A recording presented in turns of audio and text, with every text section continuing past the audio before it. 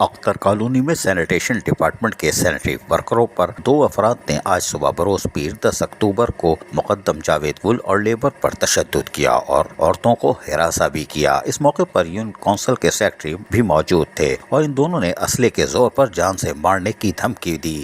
ہم وزیر اعلیٰ سندھ اور آئی جی سندھ اور ڈی جی رینجرز اور قانون نافذ کرنے والے دیگر اداروں سے اس واقعے کا نوٹس لینے کی پرزور اپیل کرتے ہیں اور مجرم کو جو کہ واقعے میں ذمہ دار ہیں کو گرفتار کر کے قرار واقعی سزا دی جائے۔ اور اس سلسلے میں انہوں نے M D Sindh solid waste management board زبیر احمد چننا سے بھی اپیل کی ہے کہ اس معاملے کو فوری طور پر دیکھیں ورنہ کراچی میں ہڑتال کی جائے گی۔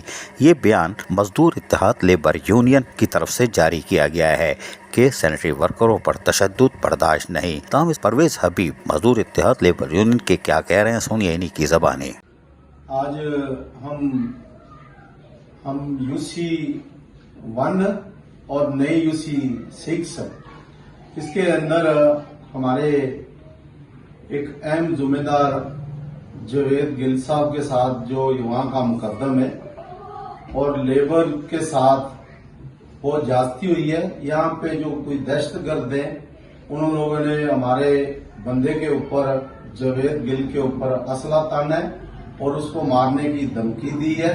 تو ہم اس کی مزدور اتحاد لیبر یونین پوری مذمت کرتی ہے۔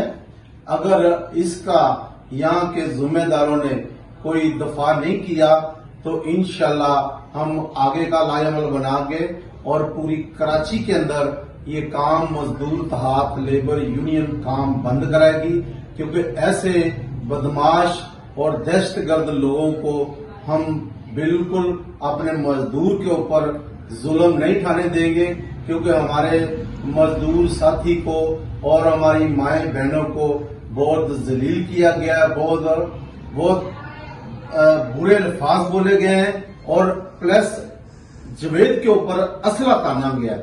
تو اس کی ہم مزدور اتحاد لیبر یونین پوری ٹیم اور ہمارا الائنس مذمت کرتے ہیں اور ہم اپنے بالا افسران کے آگے اپیل کرتے ہیں۔ Sindh solid waste management board کے یہ سینیٹری ورکر کیا لاوارث ہیں یا پھر Sindh solid waste management board خود اس معاملے کی تحقیقات کے لیے اعلیٰ حکام سے درخواست کرے گا؟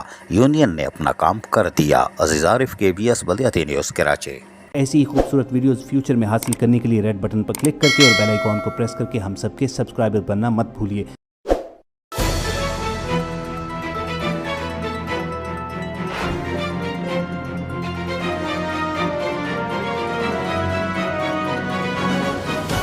KBS بلدیاتی نیوز۔